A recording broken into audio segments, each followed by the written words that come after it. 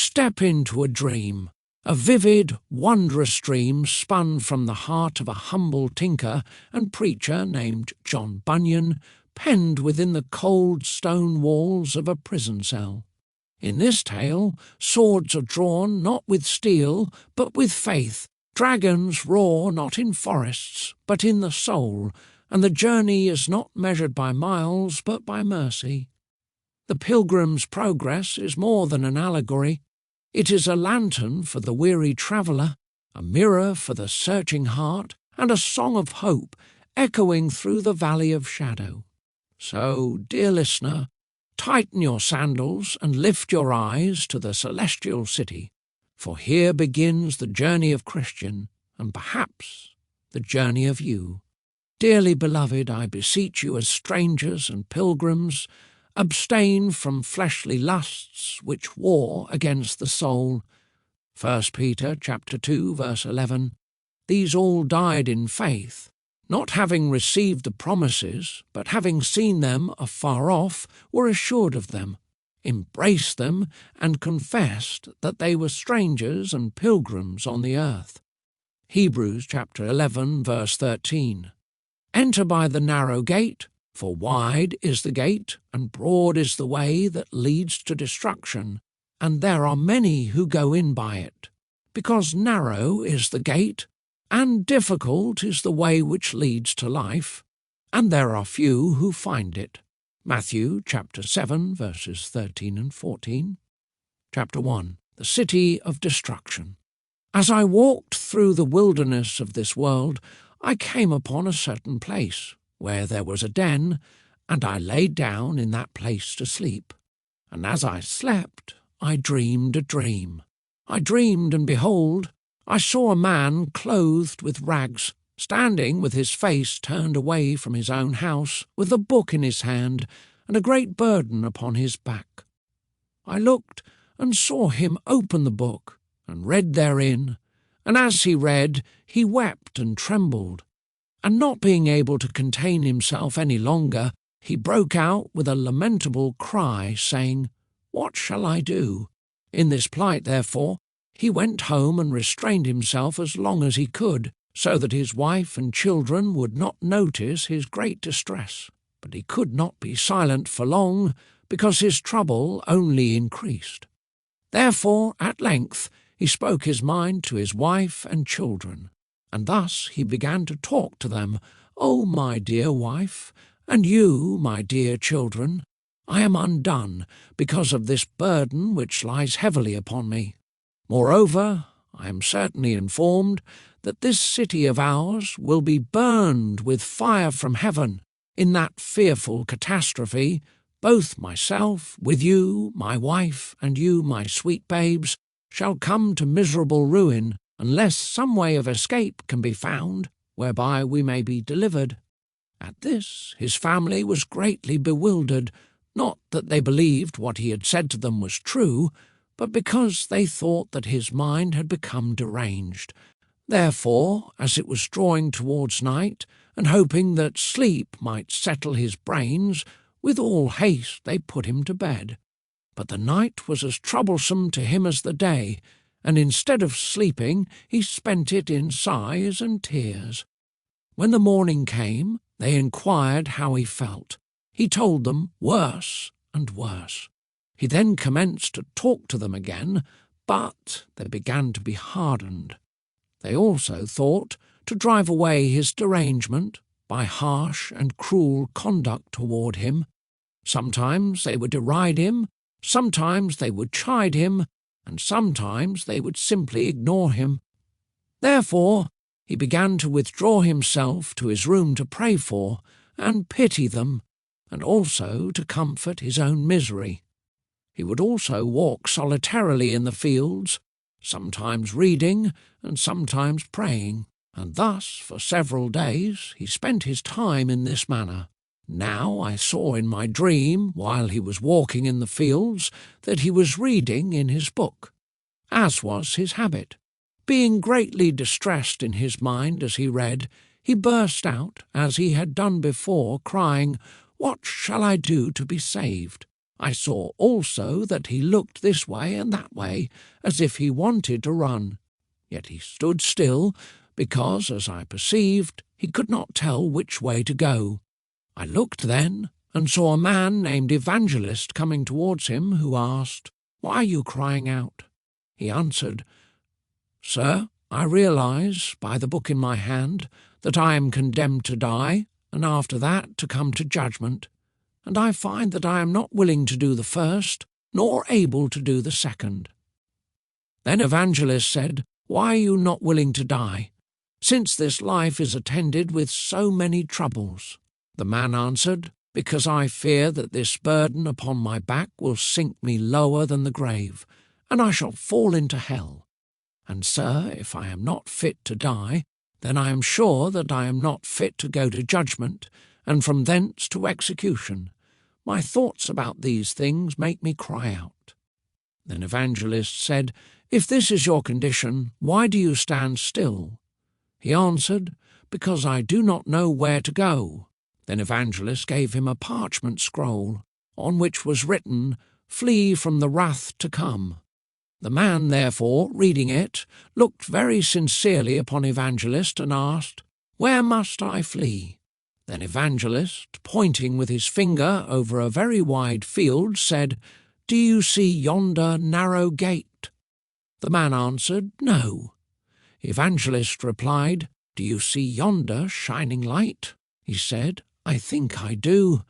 Then Evangelist said, "Keep that light in your eye, and go directly to it, and then you shall see the gate, at which, when you knock, you shall be told what you must do." So I saw in my dream that the man began to run. Now he had not run far from his own door, before his wife and children, seeing him depart, began to shout after him to return. But the man put his fingers in his ears, and ran on, crying, "Life!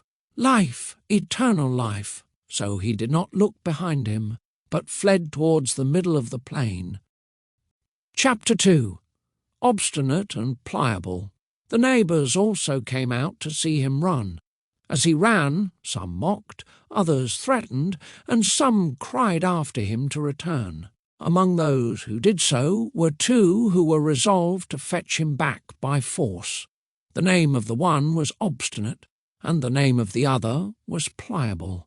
Now by this time the man had gone a good distance away from them, but they were resolved to pursue him, and in a little while they caught up with him. Then the man said, "Neighbours, why have you come?" They answered, "To persuade you to go back with us." But he said, "That cannot be. You dwell in the city of destruction, the place where I also was born. I see that, sooner or later, dying there, we will sink lower than the grave, into a place which burns with fire and brimstone. Think, good neighbours, and come along with me." "What?" said Obstinate, "and leave our friends and our comforts behind us?" "Yes," said Christian, for that was his name, "because all that you shall forsake is not worthy to be compared with a little of what I am seeking to enjoy. And if you will go along with me and persevere, you shall fare as well as I myself. For there, where I am going, is more than enough, and to spare. Come along, and see that my words are true." "What are the things which you seek?" asked Obstinate, "since you are leaving all the world to find them?" Christian answered, "I am seeking an inheritance which can never perish, spoil or fade, safe and reserved in heaven, to be bestowed at the appointed time on those who diligently seek it. Read it so, if you will, here in my book." "Nonsense," cried Obstinate, "away with your book. Will you go back with us or not?" "No, not I," said Christian, "because I have put my hand to the plough, and will not turn back."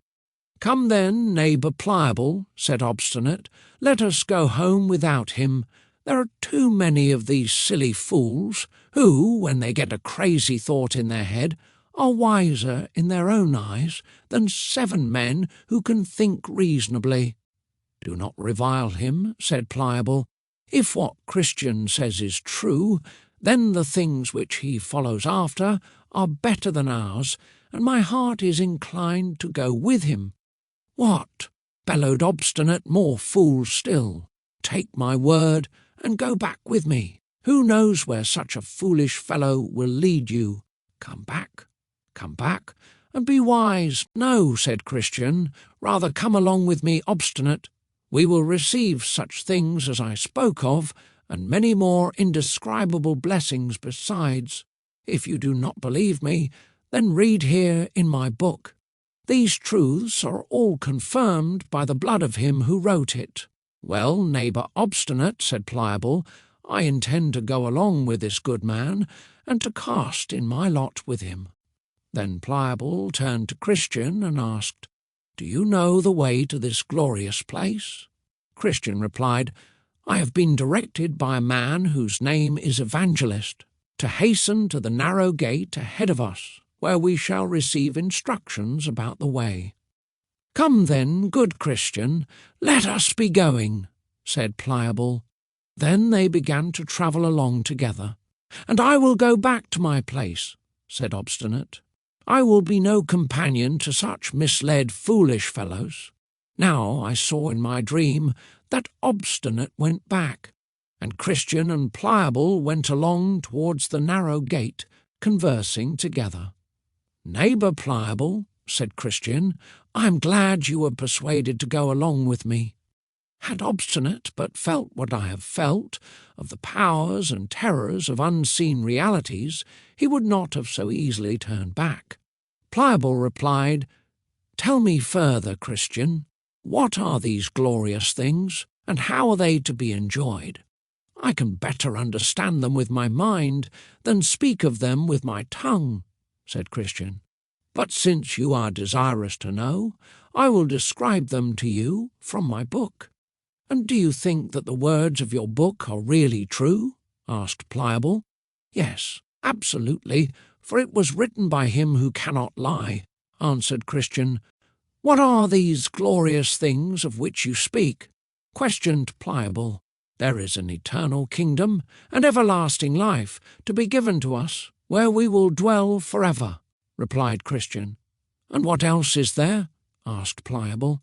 "We will be given crowns of glory and garments which shine like the sun."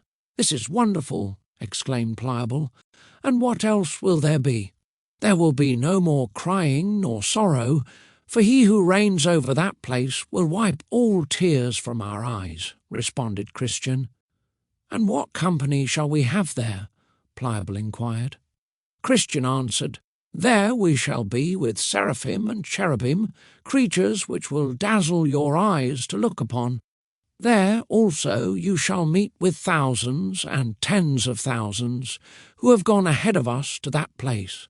They are all loving and holy, each one fully accepted by God and standing in his presence. In a word, there we shall dwell with all the redeemed people of God, having golden crowns and golden harps. We shall also see those who, for the love which they bore to the Saviour, were cut in pieces, burned in the flames, eaten by beasts, or drowned in the seas. They are all perfect and clothed with immortality." "Just hearing of this is enough to ravish one's heart," said Pliable. "How are these things to be enjoyed, and how can we obtain them?" Christian responded, "The Lord, the governor of that country, has recorded in his book that if we are truly willing to have it, he will bestow it upon us freely." "Well, my good companion," said Pliable, "I am thrilled to hear of these things. Come, let us quicken our pace." "I cannot go so fast as I would," answered Christian, "because of this burden which is on my back." Chapter 3. The Swamp of Despond.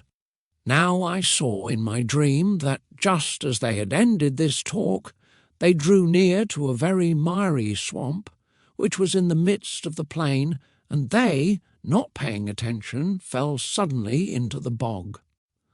The name of the swamp was Despond. Here, therefore, they wallowed for a time, being greatly smeared with filth. Christian, because of the burden which was on his back, began to sink in the mire. Then Pliable cried out, "Ah, Christian, where are we now?" "Truly," said Christian, "I do not know." Being offended, Pliable angrily said to his companion, "Is this the happiness you have told me of? If we have such trouble at our first setting out, what may we expect before our journey's end? If I can get out of here with my life, you can have your noble country without me." And with that, Pliable, after a desperate struggle, got out of the mire on that side of the swamp which was nearest to his own house. So away he went, and Christian saw him no more. So Christian was left in the Swamp of Despond alone, but he still struggled toward that side of the swamp which was furthest from his own house, and closest to the narrow gate. But he could not get out, because of the heavy burden which was upon his back. I then beheld in my dream that a man came to him, whose name was Help, and asked him what he was doing there.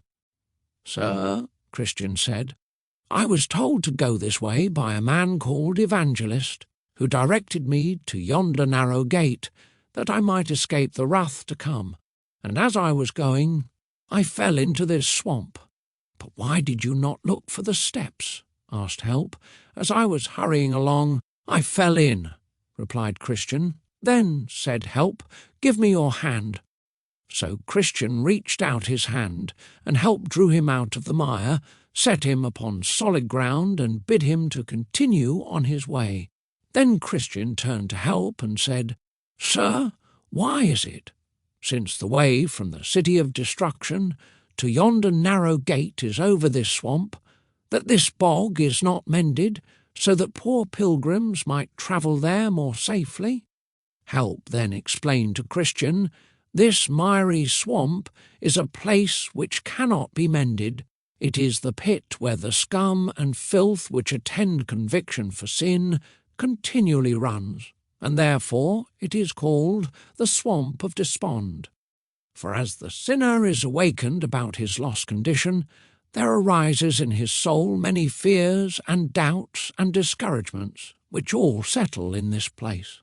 This is the reason why the swamp remains so foul. It is not the pleasure of the king that this place should remain so bad. His labourers have long been, by the directions of his majesty, employed to mend this patch of ground.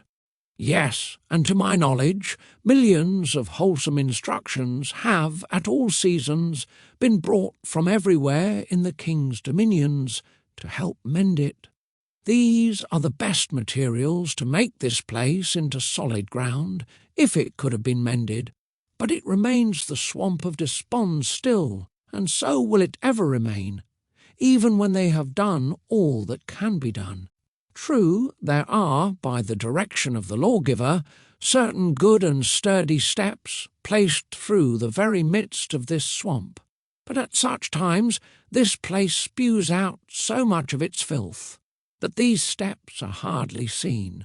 Or, if they are seen, men may become dizzy, miss the steps, and fall into the mire.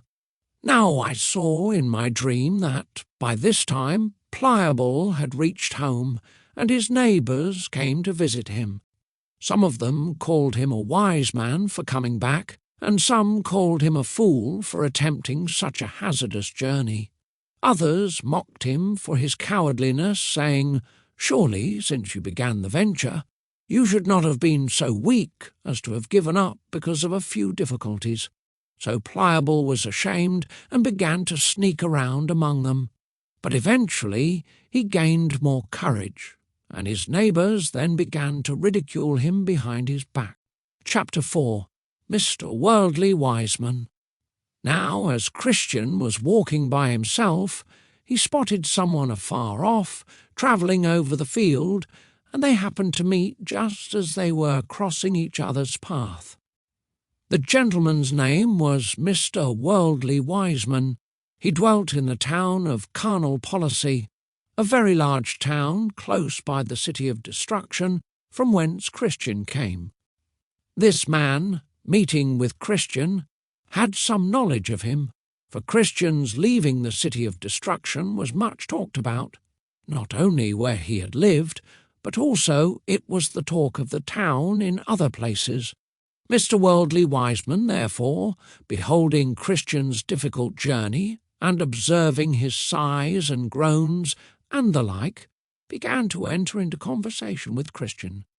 "Say there, friend, where are you going in this burdened manner?"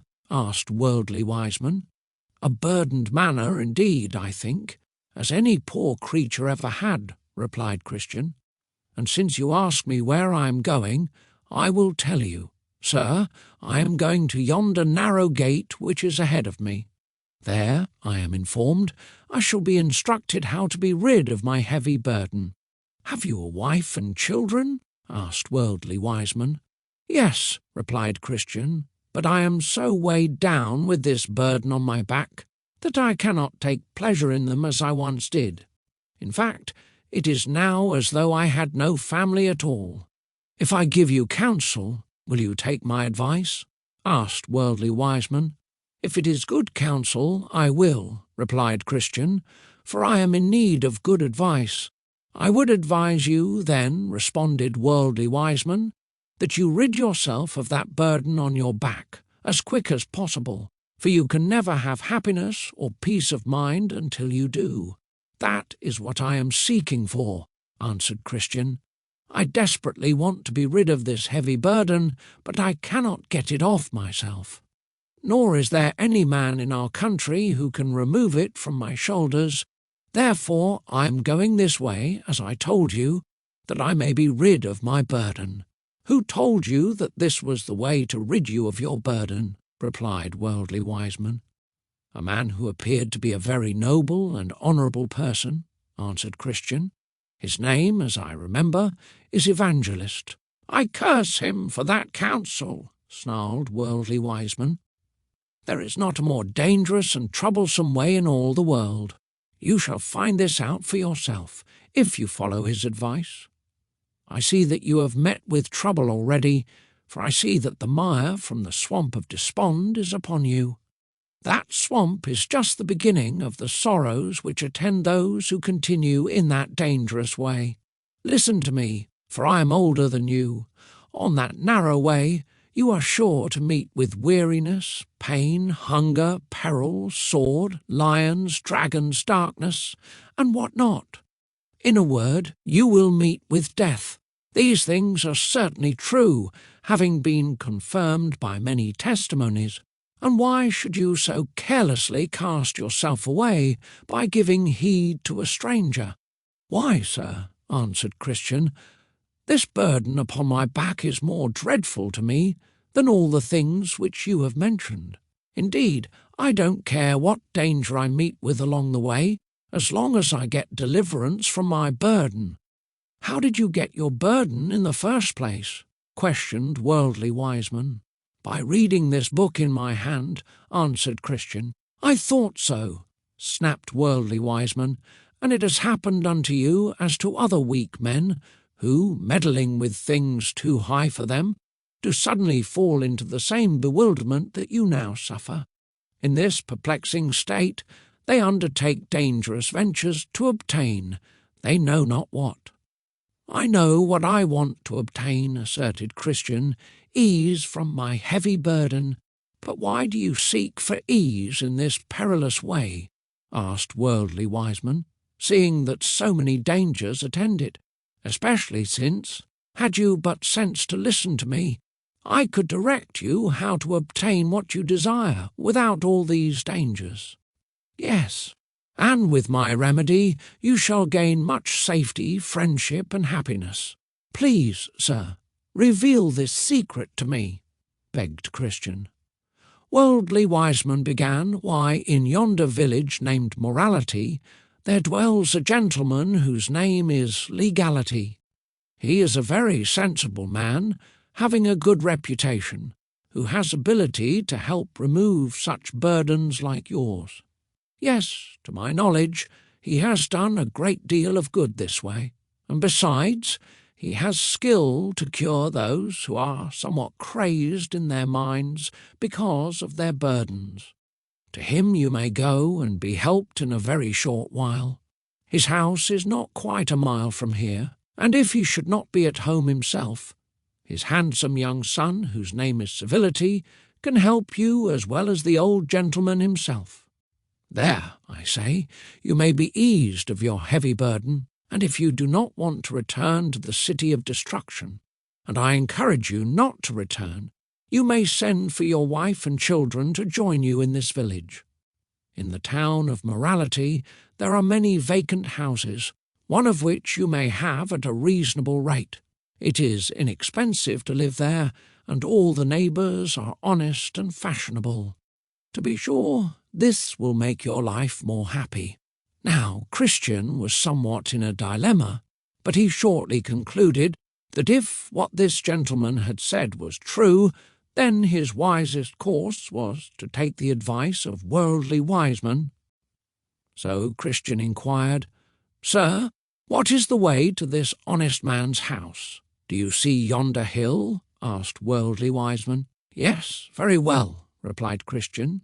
"You must go by that hill," directed Worldly-Wiseman, "and the first house you come to is his." So I saw in my dream that Christian turned out of the narrow way to go to Mr. Legality's house for help. But behold, when he got near the hill, it was so high, and it so hung over him, that Christian was afraid to venture further, lest the hill should fall on his head.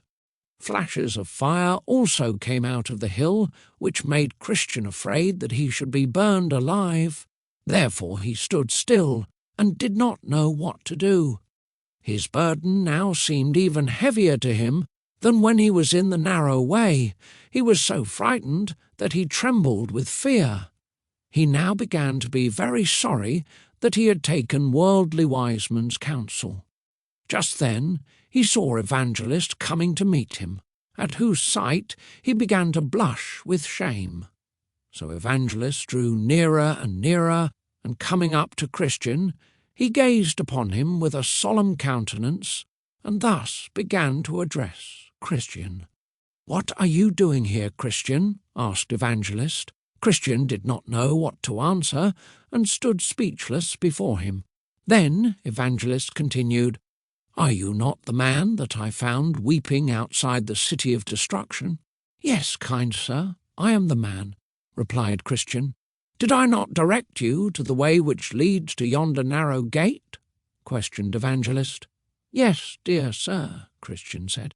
"Why is it, then, that you have so quickly turned aside?" asked Evangelist, "for you have now gone out of the narrow way." Then Christian explained.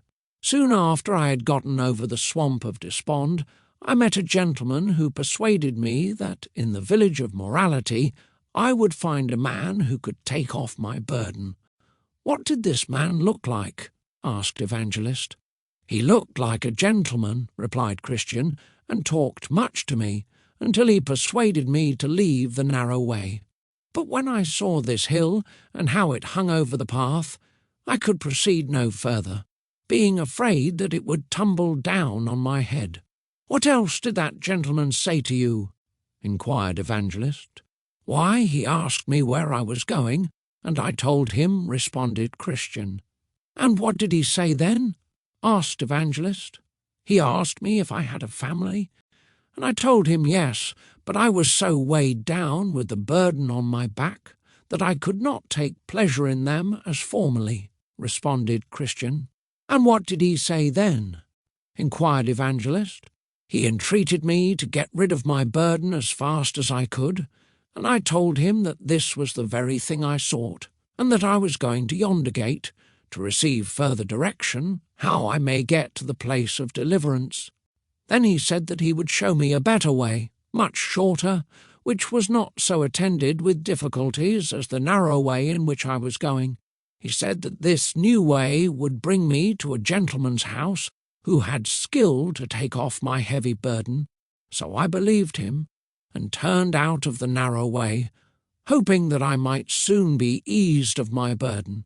But when I came to this place, and beheld these dreadful things, I stopped for fear of the danger, and now I do not know what to do." "Then," said Evangelist, "stand still a little, that I may show you the words of God." So Christian stood trembling. Then Evangelist began, "See that you do not refuse to listen to the one who speaks from heaven. The just shall live by faith. But if any man draws back, I will not be pleased with him." Christian, you are the man who is running into this misery. You have begun to reject the counsel of the Most High God and to draw back from the way of peace, even to the hazard of your soul's perdition. Then Christian fell down at his feet as dead, crying, "Woe is me, for I am undone." At the sight of which, Evangelist caught him by the right hand, saying, "All kinds of sin and blasphemies shall be forgiven. Stop doubting and believe." Then Christian began to revive, and stood up trembling before Evangelist. Then Evangelist proceeded, saying, "Give more earnest attention to the things I shall tell you. I will now show you who deluded you, and to whom he sent you. The man whom you met is one named Mr. Worldly-Wiseman, and he is rightly called, partly because he delights in worldly thinking, and partly because he loves worldly teaching, for it saves him from the doctrine of the cross of Christ. Therefore he always goes to the town of morality to church, and because he is of this worldly temper, he seeks to oppose the way of the cross. Now there are 3 things in this man's counsel that you must utterly abhor. First, his turning you out of the right way. Secondly, his labouring to render the cross odious to you. Thirdly, his setting your feet in that way which leads unto eternal death. First, you must abhor his turning you out of the right way, and your consenting to his false guidance. This is to reject the counsel of God for the sake of the counsel of the world. The Lord says, "Make every effort to enter through the narrow gate, the gate to which I sent you. For narrow is the gate, and strait is the way that leads to life, and only a few find it. From this little narrow gate, and from the narrow way, this wicked man has turned you, and has brought you almost to destruction. You must hate, therefore, his turning you out of the narrow way, and abhor yourself for hearkening to him. Secondly, you must abhor his labouring to render the cross odious unto you, for you are to prefer it before the treasures of Egypt. Besides, Jesus, the King of glory, has told you that he who will save his life shall lose it. And if anyone comes to me and does not hate his father and mother, his wife and children, his brothers and sisters, yes, even his own life, he cannot be my disciple. Therefore I say, if any man labours to persuade you that the Lord's counsel will lead to your death, you must completely abhor his false doctrine. Thirdly, you must hate his turning your feet into the way which leads unto death, and for this you must consider to whom he sent you, and also how unable that person is to deliver you from your heavy burden.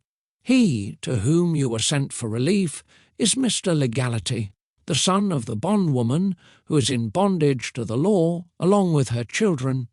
She represents Mount Sinai, which is the mountain you feared would fall on your head. Now, if she, along with her children, are in bondage, how can you expect to be made free by them? This Mr. Legality, therefore, is not able to set you free from your burden. No one was ever freed from their burden by him, no, nor can this ever be, for you cannot be justified by the works of the law, for by the deeds of the law no man can be rid of his burden. Therefore Mr. Worldly-Wiseman is a liar, and Mr. Legality is a cheat, and as for his son Civility, notwithstanding his pleasant looks, he is but a hypocrite, and cannot help you either. Believe me, there is no substance in all this blustering talk which you have heard of these deceivers. Their only design is to cheat you out of your salvation by turning you from the narrow way in which I had sent you. After this, Evangelist called aloud to the heavens for confirmation of what he had said, and immediately words and fire came out of the mountain under which poor Christian stood. This made the hair of his neck stand up. These are the words that came forth: "All who rely on observing the law are under a curse, for it is written, 'Cursed is everyone who does not continue to obey all these commands that are written in the book of the law.'" Christian now expected nothing but death, and began to cry out woefully. He even cursed the time when he met with Mr. Worldly-Wiseman, calling himself 1,000 fools for hearkening to his false counsel. He also was greatly ashamed to think that this man's worldly advice, coming only from human reasoning, should so easily prevail with him as to cause him to forsake the right way. Christian then spoke to Evangelist with great earnestness. "Sir, is there any hope for me? May I now go back and then proceed through the narrow gate, or shall I be abandoned in shame because of my waywardness? I am sorry I hearkened to this man's false counsel. Can my sin ever be forgiven?"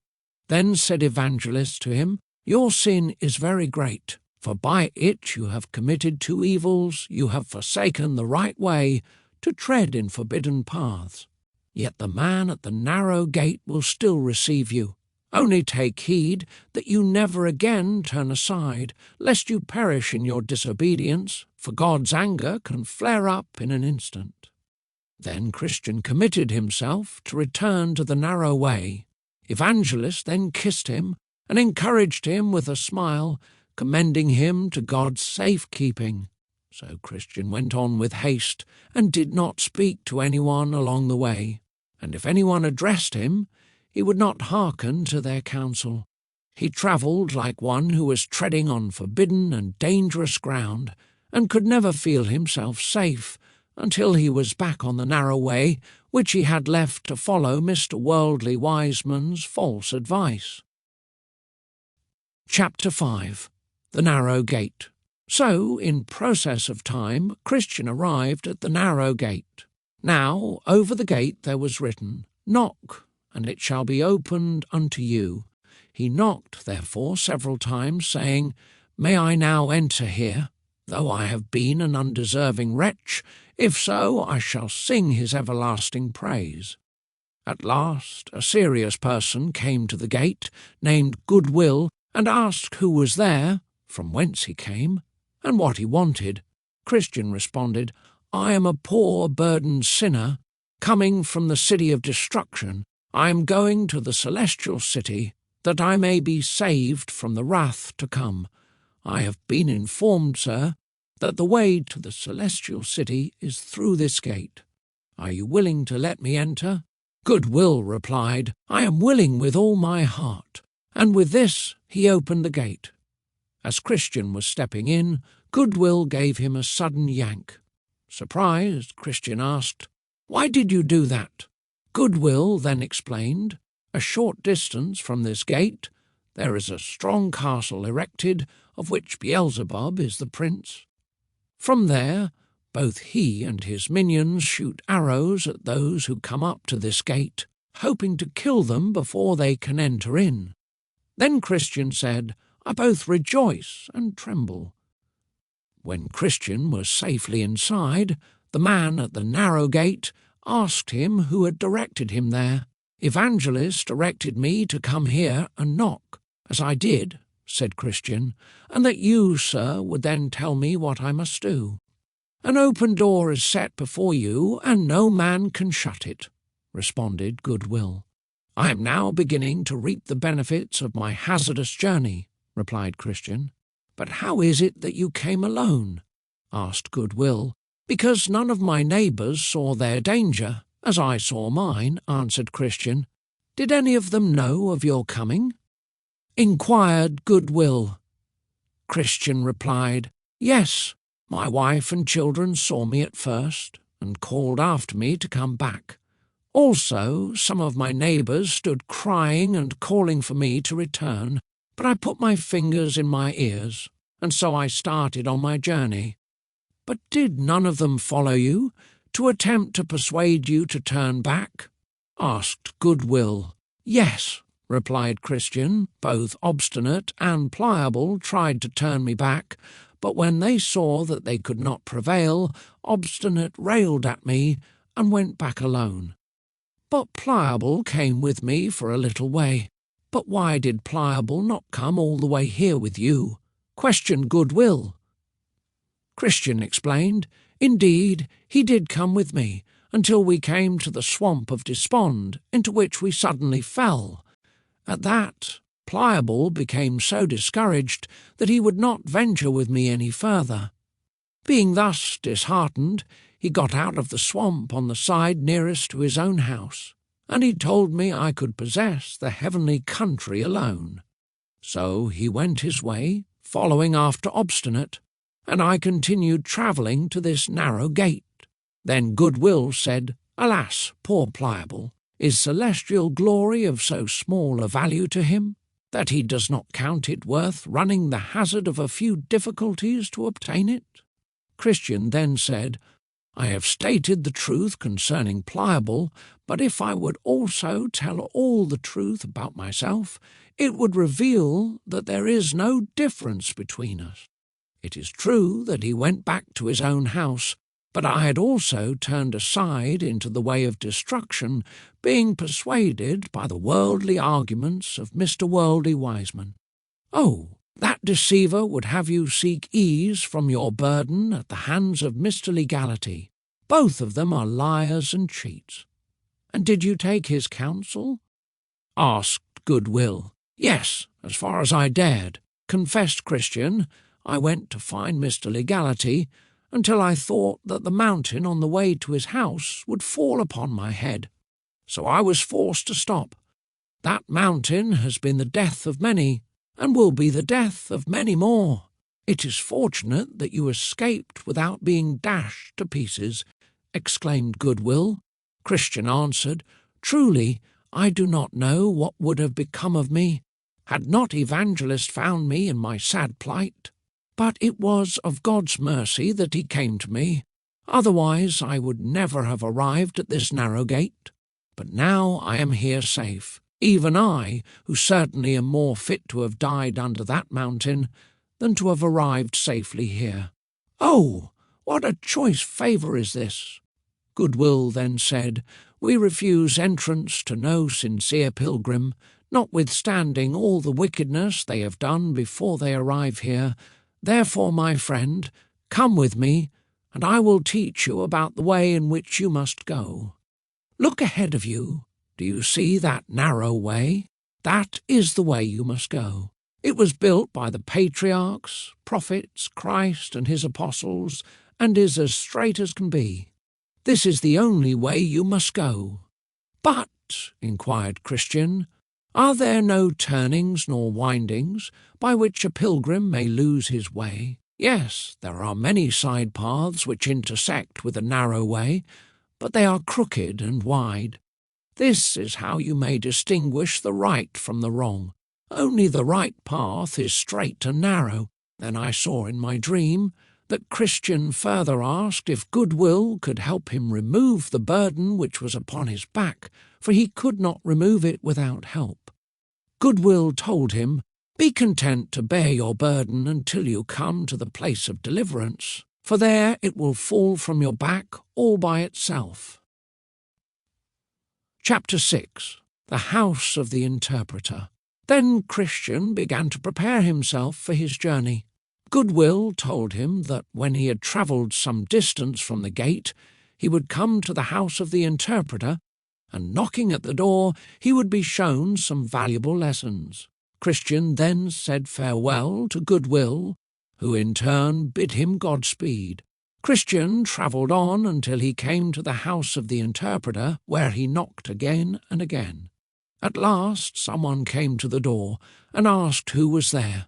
"Sir," answered Christian, "I'm a traveller who was told by a man named Goodwill to come here for help.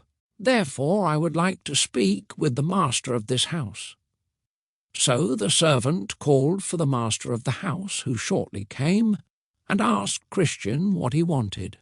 "Sir," Christian explained, "I have come from the city of destruction and am going to the celestial city. I was told by Goodwill, the man who stands at the narrow gate, that if I came here you would show me some lessons which would be a great help to me on my journey.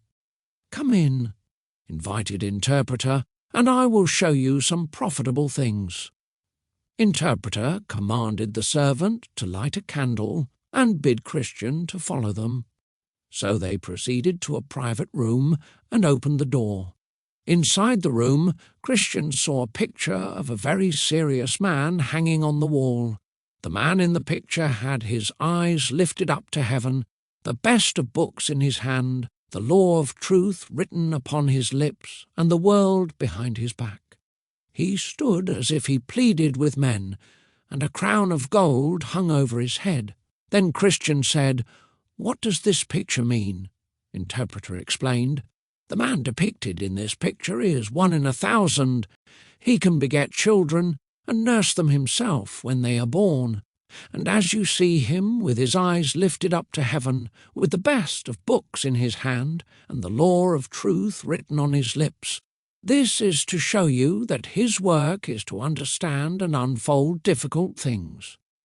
Similarly, just as you see him stand as if he pleaded with men, and also notice that the world is cast behind his back, and that a crown hangs over his head, this is to show you that he lightly values the things of the present world because of his love and devotion to his master's service. Such a one is sure to have eternal glory for his reward in the world to come. I show you this picture first, because the man whom it portrays is one who the Lord of the celestial city provides to be your guide in the difficult situations that you may encounter along the way. Therefore pay attention to what I have shown you, lest in your journey you meet with some who pretend to lead you along the right path, while in reality their way leads to death." Then Interpreter took him by the hand and led him into a very large parlour which was full of dust, because it was never swept. After Christian had contemplated this scene for a little while, the Interpreter called for a man to sweep the room. When he began to sweep, the dust began to so thickly swirl around the room that Christian began to be choked by it. Then Interpreter said to a maiden who stood nearby, "Bring some water and sprinkle the room." After she had done this, the parlour was then swept and cleansed with ease. "What does this mean?" Christian inquired. Interpreter explained, "This parlour is the heart of a man which has never been sanctified by the sweet grace of the gospel. The dust is his original sin and inward corruptions which have defiled the whole man. He who began to sweep at first is the law. The maiden who brought and sprinkled the water is the gospel. You saw that as soon as the man began to sweep, that the dust thickly swirled around the room and became even more difficult to cleanse, nearly choking you to death. This is to show you that the law, instead of cleansing the heart from sin, does in fact arouse sin, giving greater strength to it and causing it to flourish in the soul. The law both manifests and forbids sin, but it has no power to subdue sin. Again you saw the maiden sprinkle the room with water, upon which it was cleansed with ease. This is to show you that when the gospel comes in the sweet and precious influences thereof to the heart, then, I say, even as you saw the maiden subdue the dust by sprinkling the floor with water, just so is sin vanquished and subdued, and the soul made clean through faith, and consequently fit for the King of glory to inhabit. I saw, moreover, in my dream, that the Interpreter took Christian by the hand and led him into a little room, where 2 little children sat, each one in his own chair. The name of the older one was Passion, and the name of the younger one was Patience. Passion seemed to be much discontented, but Patience was very quiet. Then Christian asked, "What is the reason for Passion's discontent?" The interpreter answered, "The guardian would have them wait for their best things until the next year, but passion wants everything now, while patience is willing to wait." Then I saw that someone came to Passion, and brought him a bag of treasure, and poured it down at his feet, which he grabbed up and rejoiced in, and in doing so he laughed Patience to scorn. But I saw that in a short while that Passion had squandered everything away, and had nothing left to him but rags. Then Christian said to the interpreter, "Expound this matter more fully to me." Interpreter replied, "These two lads are symbolic. Passion is a symbol of the people of this world, and patience is a symbol of the people of the world which is to come. As you see here, passion will have everything now, that is to say, in this life. Just so are the people of this world. They must have all their good things now. They cannot wait until next year, that is, until the next world, for their portion of good. That proverb, 'A bird in the hand is worth two in the bush,' is of more authority with them than are all the scripture testimonies of the value of the world to come. But as you saw, that passion had quickly lavished everything away, and had nothing left but rags. So will it be with all such people at the end of this world." Then Christian declared, "Now I see that patience showed the best wisdom, and that upon many accounts. First, because he waits for the best things, and second, because he will have the enjoyment of his good things when passion has nothing but rags." Interpreter replied, "True, and you may add another reason, namely, the glory of the next world will never end, but these earthly enjoyments will be suddenly gone. Therefore passion had no reason to laugh at patience, just because he had his good things first, as patience will have to laugh at passion, because he will have his best things last. He, therefore, who has his portion first, only has this present life to spend it, but he who has his portion last will have it everlastingly. Therefore it is said of the rich man, 'You in your lifetime have received your good things, just as Lazarus has received bad things, but now he is comforted, and you are in agony.'" Christian stated, "Then I perceive that it is not best to covet present earthly things, but rather to wait for things to come." Interpreter responded, "You say the truth, for the things which are seen are temporal, but the things which are unseen are eternal. This is so because present things and our fleshly appetites are such near neighbours to one another, and also because worldly thinking and things to come are such strangers to one another." Then I saw in my dream that the interpreter took Christian by the hand and led him into a place where a fire was burning against a wall. Someone was standing by the fire, continually throwing great amounts of water upon it, attempting to quench it, yet the fire burned higher and hotter. Then Christian asked, "What does this mean?" The interpreter answered, "This fire is the work of grace which is operating in the heart. The one who casts water upon it, desiring to extinguish and put it out, is the devil. Now I will show you the reason why the fire burns higher and hotter, in spite of all the devil's efforts." So the interpreter took Christian around to the back side of the wall, where he saw a man with a jar of oil in his hand, which he continually but secretly cast onto the fire. Then Christian questioned, "What does this mean?" The interpreter answered, "This is Christ, who continually, with the oil of his grace, maintains the work already begun in the heart. By this means, notwithstanding all that the devil can do, the souls of his people are graciously preserved. And in that you saw that the man stood behind the wall to maintain the fire. That is to teach you that it is hard for the tempted believer to see how this work of grace is maintained in the soul. I saw also that the interpreter took Christian again by the hand and led him into a pleasant place, where a stately palace was built, which was beautiful to behold. At the sight of which Christian was greatly delighted.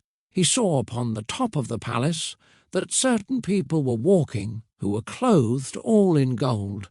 Then Christian inquired, "May we go in there?" Then the interpreter took him and led him towards the door of the palace. And behold, at the door stood a great company of men, just as desirous to go in, but dared not. A short distance from the door sat a man with a book and a pen at a table to write down the name of any who would enter therein. Christian also saw that in the doorway many men in armour stood to guard the palace from intruders. Christian was somewhat bewildered at this. At last, when every man stood back for fear of the armed men, Christian saw a man who looked very determined come up to the man at the desk, saying, "Write down my name, sir." When the man at the desk had finished writing, Christian saw the man draw his sword, put a helmet on his head, and rush toward the door to the armed men, who battled him with deadly force. But the man, not at all discouraged, started cutting and hacking most fiercely.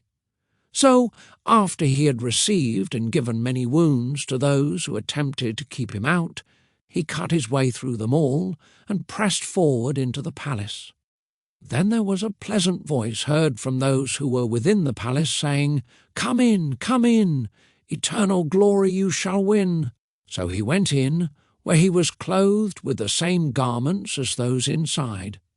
Then Christian smiled and said, "I think I truly know the meaning of this." "Now," Christian said, "let me continue on my journey." "Not just yet," said the interpreter, "until I have showed you a little more, and after that you may go on your way." So he took him by the hand again and led him into a very dark room, where a man in an iron cage sat. Now this man seemed very sad. He sat with his eyes looking down to the ground, his hands folded together, and he sighed as if his heart were breaking. Christian asked, "What does this mean?" The interpreter then told Christian to inquire of the man himself. So Christian asked the man, "What are you?" The man answered, "I am now what I once was not." Christian responded, "What were you once?"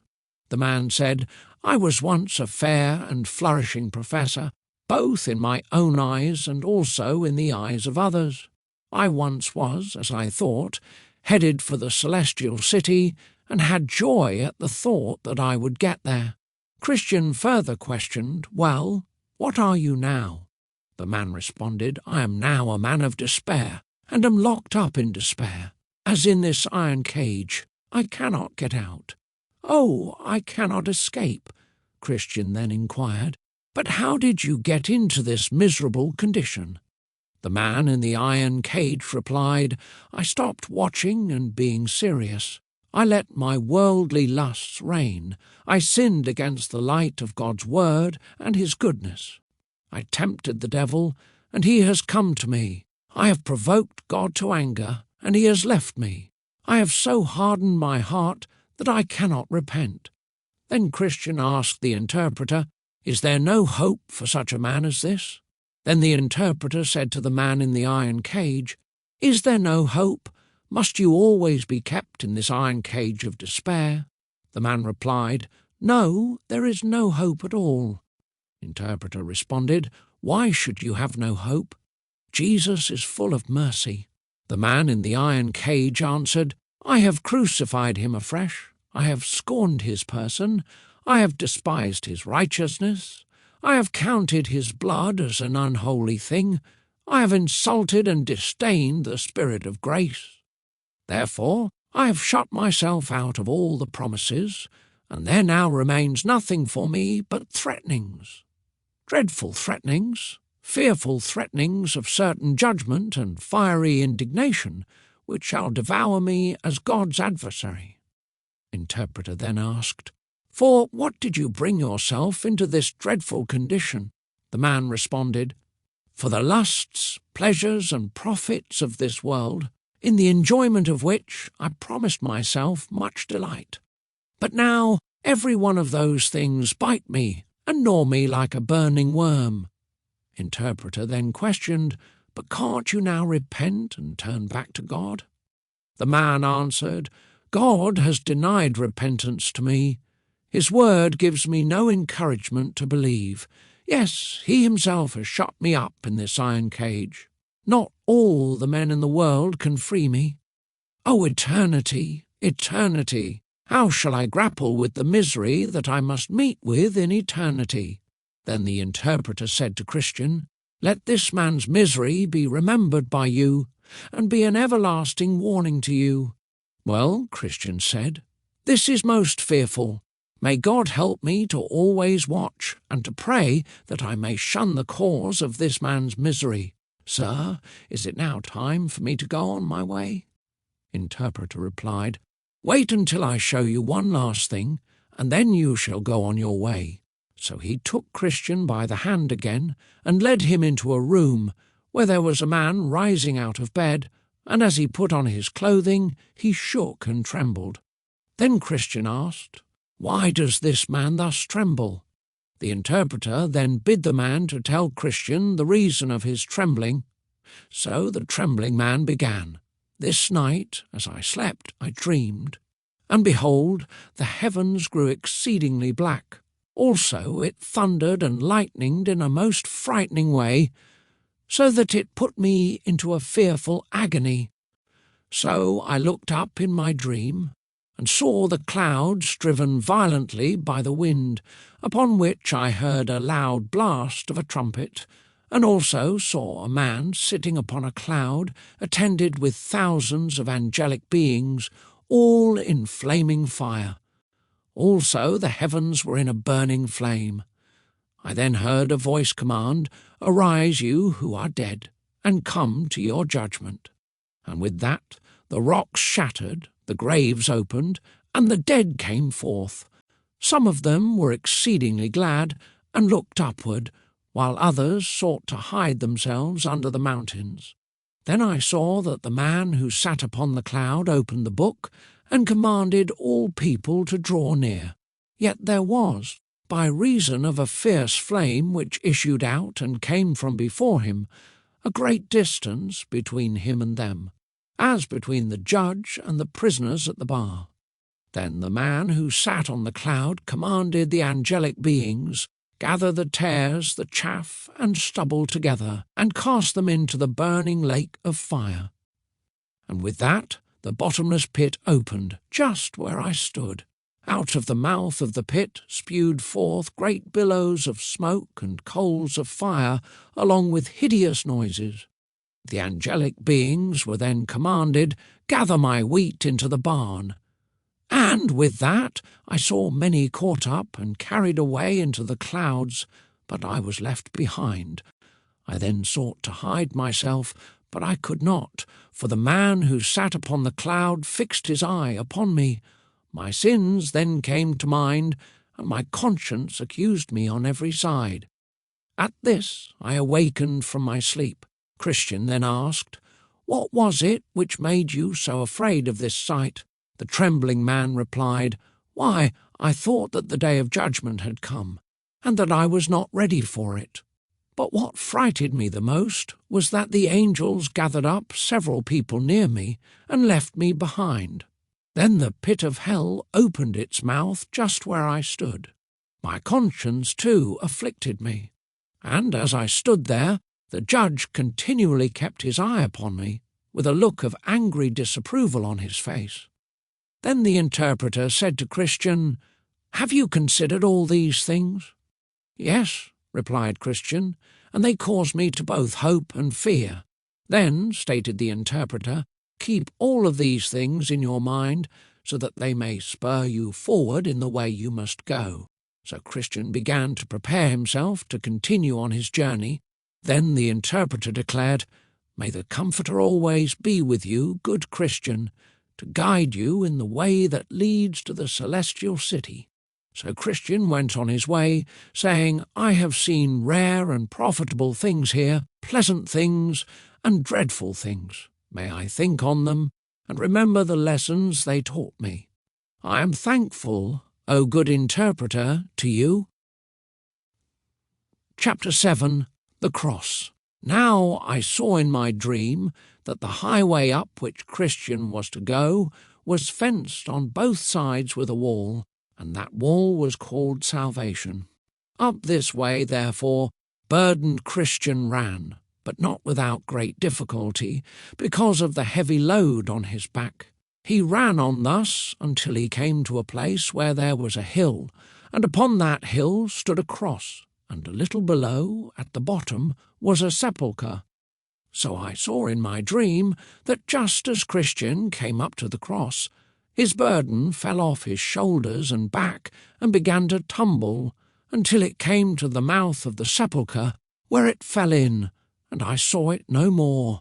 Then Christian was glad and joyful, and said with a merry heart, Jesus has given me rest by his sorrow and life by his death. So he stood still a while to ponder and wonder, for it was very surprising to him that the sight of the cross should thus ease him of his burden. He looked, therefore, and looked again, until tears flowed down his cheeks. Now, as he stood looking and weeping, behold, 3 shining ones came to him, and greeted him with peace unto you. The first said to him, Your sins are forgiven. The second stripped him of his rags, and clothed him with fine new clothes. The third shining one put a mark on Christian's forehead, gave him a scroll with a seal upon it, and encouraged him to read it on his journey. He told Christian that he should turn it in at the celestial gate. So the shining ones left Christian and went on their way. Then Christian gave 3 leaps for joy and went on singing, Thus far did I come laden with my sin, nor could anything ease the grief that I was in. Until I came here, what a place is this? This must be the beginning of my bliss. For here the burden fell from off my back, and here the chains that bound it to me did crack. Blessed cross, blessed sepulchre, blessed rather be the man who there was put to shame for me. Chapter 8. Simple, Sloth, and Presumption. Then I saw in my dream that Christian went on thus until he came to a valley, where he saw, a little out of the way, 3 men fast asleep with fetters upon their legs. The name of the one was Simple, the next Sloth, and the third Presumption. Then Christian, seeing them fast asleep, went to them, if perhaps he might awaken them, and cried, You are like those who sleep on the top of a mast, for the Dead Sea is under you, a gulf which has no bottom. Wake up, and I will help you take off your fetters. He also warned them, If he who prowls about like a roaring lion comes by, you will most certainly be devoured. They then looked upon him, and Simple replied, I see no danger. Sloth said, Yet a little more sleep. And Presumption said, Every tub must stand upon its own bottom, so we don't need your help. And so they lay down to sleep again, and Christian continued on his way. Yet was he troubled to think that men in such danger should so little regard the kindness which he so freely offered, by awakening them, warning them, and offering to help to remove their fetters. Chapter 9. Formalist and Hypocrisy. And as he was troubled about this, he spotted 2 men come tumbling over the wall on the left side of the narrow way. They soon caught up to Christian, and entered into conversation with him. The name of the one was Formalist, and the name of the other Hypocrisy. Christian asked, Gentlemen, where have you come from, and where are you going?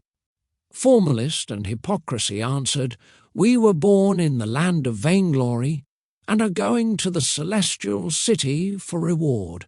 Christian responded, Why did you not enter in at the gate which stands at the beginning of the way? Do you not know that it is written that the one who does not enter by the gate, but climbs up some other way, that person is a thief and a robber? Formalist and Hypocrisy replied, To journey to the gate for entrance was considered too far away by all our countrymen. Besides that, our custom is to always make a short-cut and climb over the wall. Christian questioned, but will it not be counted a trespass against the lord of the city where we are going, to thus violate his revealed will? Formalist and hypocrisy told Christian that he need not trouble his head about this, for they had a tradition for what they were doing, and, if need be, they could produce witnesses to it, showing that this has been done for more than 1,000 years. But, Christian said, will your practice stand a trial at law? They told him that their tradition, being more than 1,000 years old, would doubtless be admitted as legal by any impartial judge. And besides, they said, if we get into the way, what does it matter how we got there? If we are in, we are in. You are in the way to the celestial city, and you came in at the gate. And we are in the same way, and we came tumbling over the wall. So how is your condition any better than ours? Christian explained, I walk by the rule of my master, but you walk by the vain working of your imaginations. You are accounted as thieves already by the Lord of the way. Therefore, you will not be found to be true pilgrims at the end of the journey. You came in by your own way without his direction, and you shall go out by yourselves without his mercy. To this they made but little answer. They only told Christian to pay attention to himself. Then I saw that they went on in their own ways, without much conversation with one another, except that the two men told Christian that, as to laws and ordinances, they had no doubt but that they were as careful to do them as he was. Therefore, said they, we do not see how you differ from us, except for that coat which is on your back, which probably was given to you by some of your neighbours to hide the shame of your nakedness. Christian answered, you cannot be saved by laws and ordinances, and you did not come in at the narrow gate. And as for this coat which is on my back, it was given to me by the Lord of the place where I am going, and just as you say, to cover my nakedness. I take this as a token of his kindness to me, for I had nothing but rags before. With this I comfort myself as I go. Surely, when I come to the gate of the celestial city, the Lord will recognize me, since I have his coat on my back, a coat which he gave me on the day when he stripped me of my rags. I have, moreover, a mark on my forehead, which perhaps you have not noticed, which one of my lord's most intimate associates fixed there on the day that my burden fell off my shoulders. I tell you, furthermore, that I was then given a sealed scroll to comfort me by reading it as I travel along the way. I was also told to turn it in at the celestial gate as my authorization to enter. But you lack all of these things, since you did not enter in at the narrow gate. To this they gave him no answer. They only looked at each other and laughed. Then I saw that they went on, and that Christian walked on ahead, no longer talking to formalist and hypocrisy. He would ponder to himself, sometimes sighing and sometimes content. Also, he would be often reading in the scroll that one of the Shining Ones had given him, which gave him refreshment. Chapter 10. The Hill Difficulty. I beheld then that they all went on until they came to the foot of the hill Difficulty, at the bottom of which was a spring. Here there also were two other ways besides that path which came straight from the narrow gate. One turned to the left hand, and the other to the right. However, the narrow way went straight up the hill Difficulty. Christian now went to the spring, and drank to refresh himself, and then began to go up the hill, saying, The hill, though high, I choose to ascend, the difficulty will not me offend, for I perceive the way to life lies here. Come, take heart, let's neither faint nor fear, better, though difficult, the right way to go than wrong, though easy, where the end is woe. The other 2 men also came to the foot of the hill. When they saw that the hill was very steep and high, and that there were 2 other easier ways to go, and supposing that these 2 ways might meet again on the other side of the hill with the same hard way that Christian chose, they resolved to go in those easy paths. Now the name of one of those ways was danger, and the name of the other destruction. So one took the way called danger, which led him into an enormous, bewildering forest, and the other took the way to destruction, which led him into a wide field full of dark pits, where he stumbled and fell and rose no more. I then looked at Christian going up the hill, where, because of the steepness of the hill, I saw he went from running to walking, and from walking to crawling on his hands and knees. Now, about midway to the top of the hill was a pleasant arbour, made by the Lord of the hill for the refreshment of weary travellers. When Christian arrived there, he sat down to rest. He then pulled his scroll out of his bosom and read to his comfort.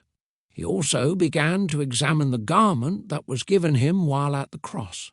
Thus, refreshing himself for a while, he at last fell into a slumber, and thence into a sound sleep, which delayed him there until it was almost night. While asleep, his scroll fell out of his hand. Now, as he was sleeping, one came and awakened him, saying, "Go to the ant, you sluggard, consider her ways and be wise." With that, Christian suddenly jumped up and hurried on his way until he came to the top of the hill. Chapter 11. Timorous and Mistrust. Now, when he reached the top of the hill, 2 men came running to meet him. The name of one was Timorous, and the other Mistrust. Christian inquired of them, "Sirs, what is the matter? You are running the wrong way." Timorous answered, "We were going to the celestial city, but the further we go, the more dangers we meet with. Therefore we have turned around and are going back." "Yes," said Mistrust, "for there were lions just ahead of us on the path, and we did not know if they were asleep or awake. We were terrified that they would tear us to pieces."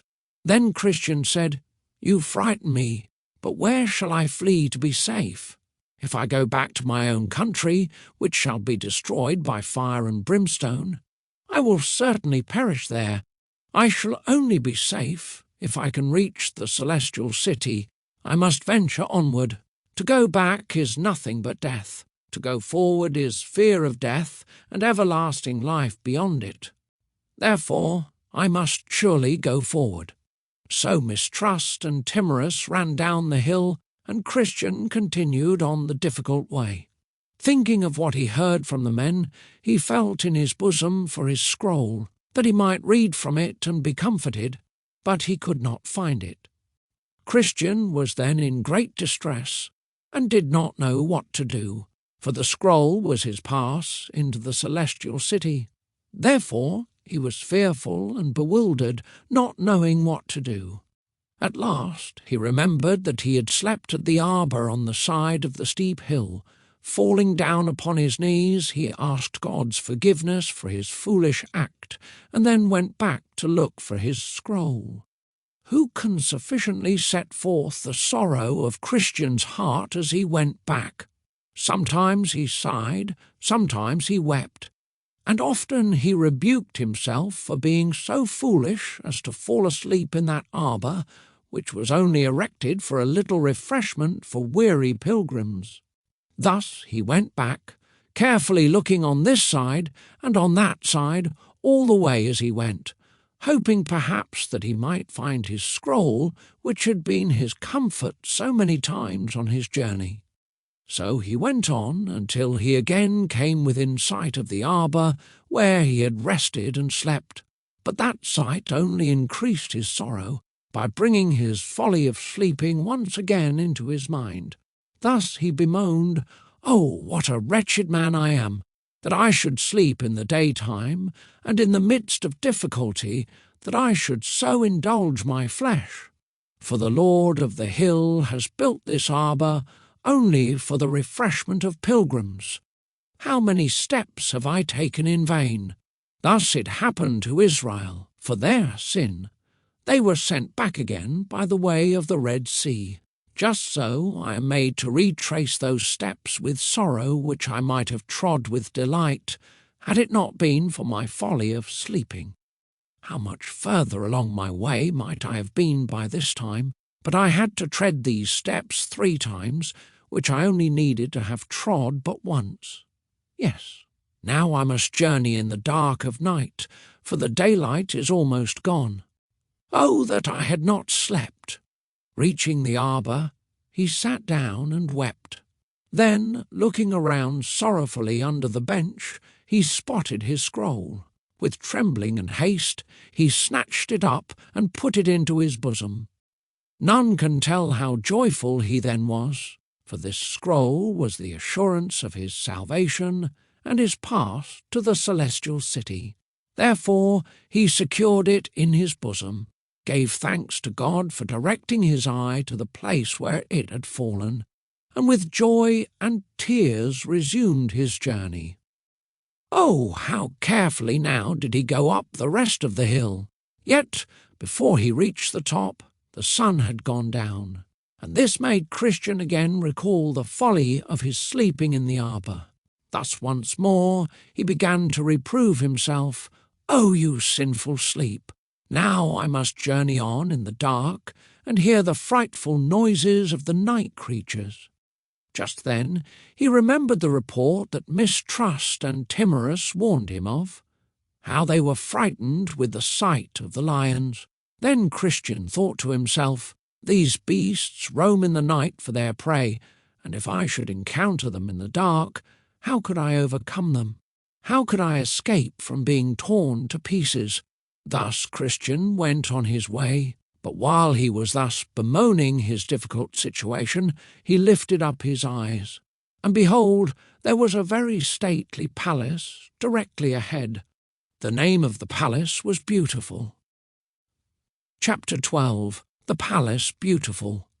So I saw in my dream that Christian made haste and went forward, that if possible he might get lodging at the palace. Now, before he had gone far, he entered into a very narrow passage, which was a short distance from the porter's lodge. Looking very intently ahead of him as he went, he spotted 2 lions in the way.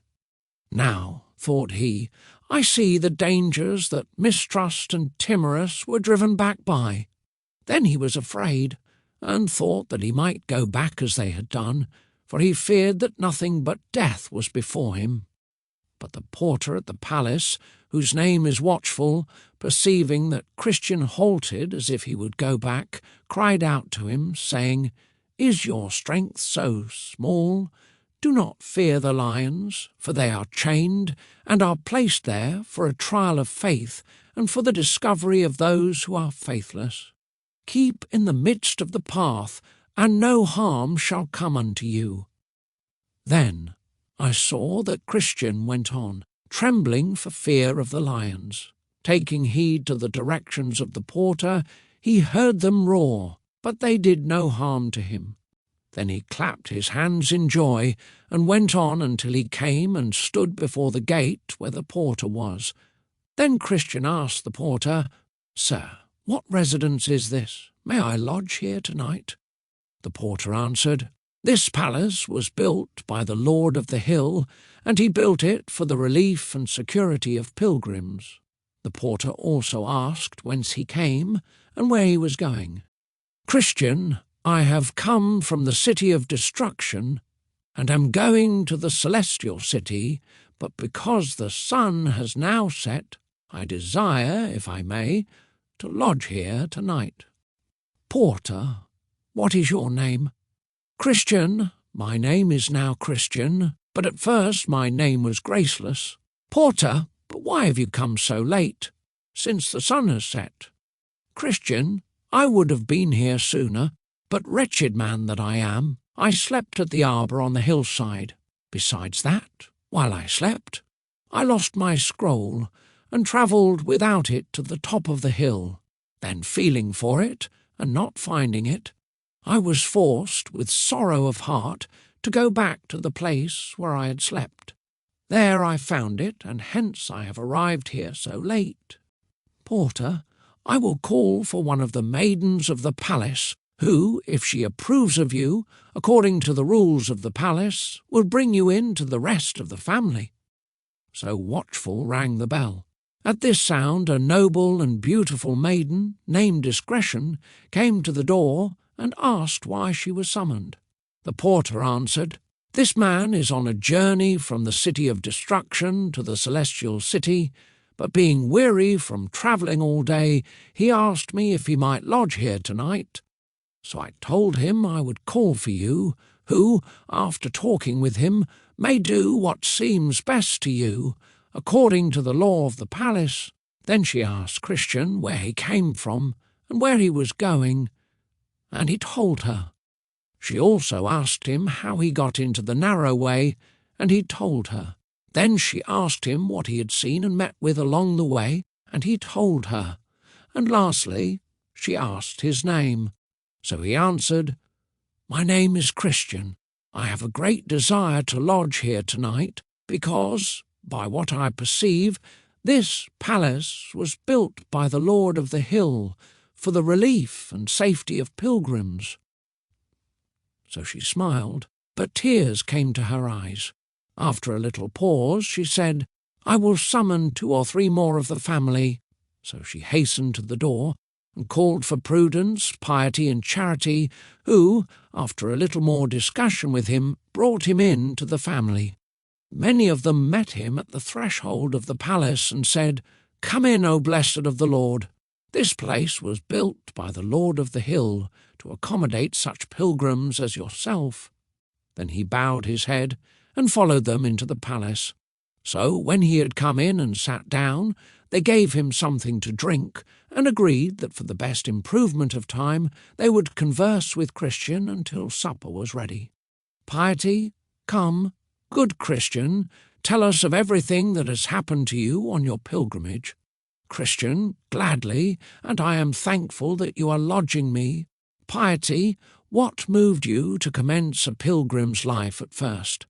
"Christian, I was driven out of my native country by dreadful news, namely, that unavoidable destruction awaited me if I remained in that place." "Piety, how did it happen that you came out of your country by this way?" "Christian, it was as God would have it, for when I was under fear of destruction, I did not know where to go. Then it happened that a man named Evangelist came to me while I was trembling and weeping. He showed me the way to the narrow gate, which I would never have otherwise found. It was he who directed me into the way that has led me to this palace." "Piety, did you come by the house of the interpreter?" "Christian, yes, and I saw such things there that I will remember as long as I live, especially these 3 things: how, in spite of Satan's schemes, Christ maintains his work of grace in the heart. Secondly, how a man had so sinned himself into despair that he had no hope of God's mercy. Thirdly, the dream of one who imagined that the day of judgment had come, and he was not prepared." "Piety, did you hear him tell his dream?" "Christian, yes, and a dreadful one it was. It made my heart ache as he was telling of it, but yet I am glad I heard it." "Piety, was that all that you saw at the house of the interpreter?" "Christian, no. He showed me a stately palace, and how the people who were in it were clad in gold, and how a courageous man came and cut his way through the armed men who stood in the door to keep him out. He was then bid to come in and win eternal glory. Those things ravished my heart. I would have stayed at that good man's house a year, but I knew I had further to go on my journey." "Piety, what else did you see along the way?" "Christian, see? Why, I went but a little further, and I saw one hanging and bleeding upon a cross. The very sight of him made my burden fall off my back, for I had groaned under a very heavy burden. It was an astonishing thing to me, for I had never seen such a sight before. Yes, and while I stood looking up, for I could not stop looking, 3 shining ones came to me. One of them testified that my sins were forgiven. Another stripped off my rags and gave me this embroidered coat which you see. The third one put the mark which you see on my forehead and gave me this sealed scroll, and with that he plucked it out of his bosom. Piety, and what more did you see? Christian, the things that I have told you already were the best. Yet as I travelled on, I also saw 3 men, simple, sloth, and presumption, asleep a little out of the way, with iron chains on their legs. But there was nothing I could do to awaken them. I also saw formalist and hypocrisy come tumbling over the wall, to go, as they imagined, to the celestial city.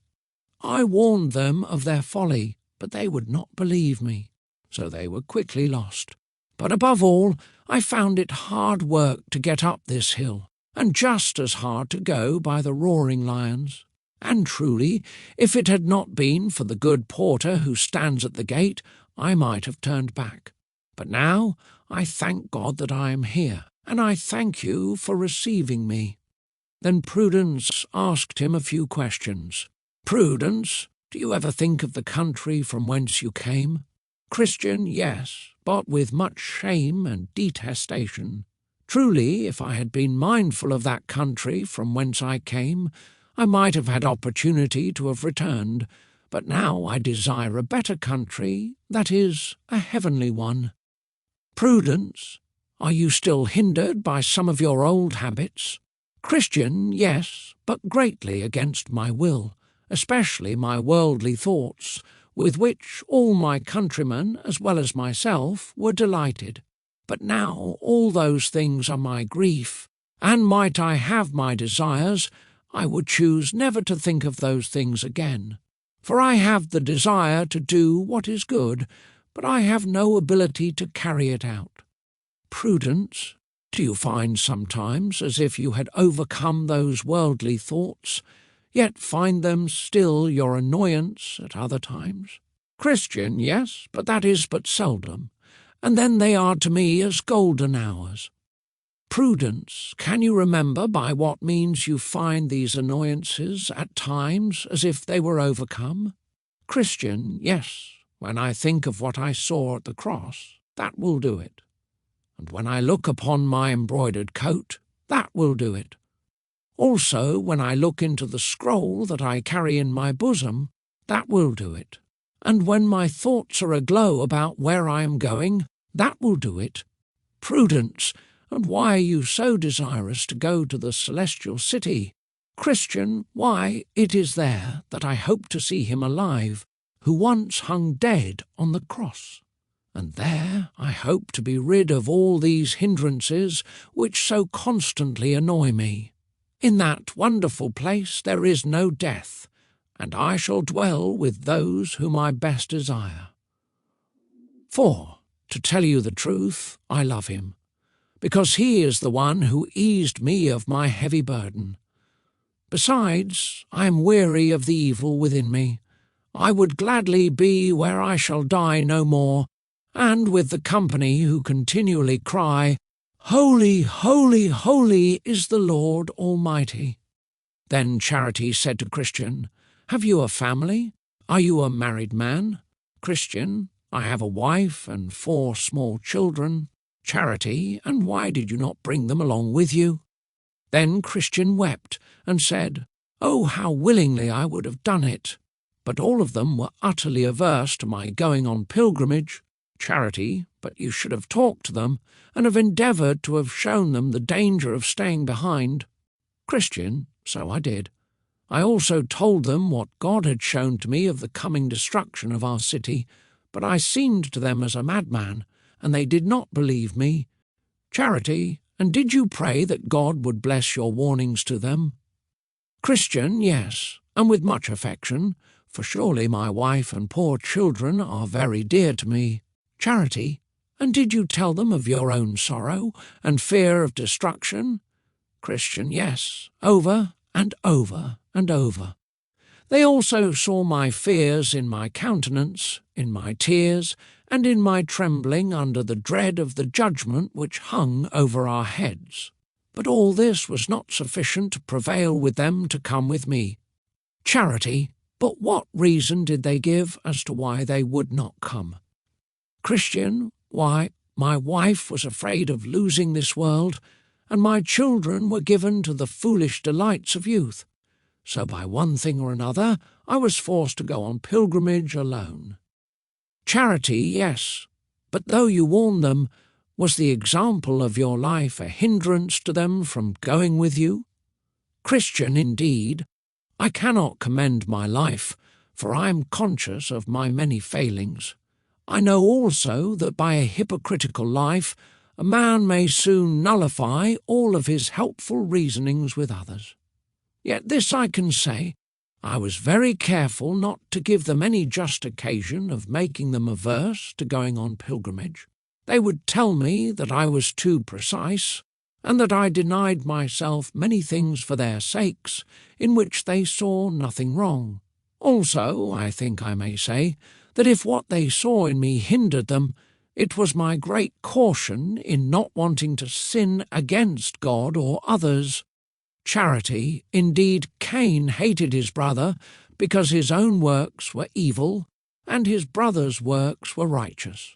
If your wife and children have been offended with you for this, they thereby show themselves to be implacable, and you have delivered your soul from their blood.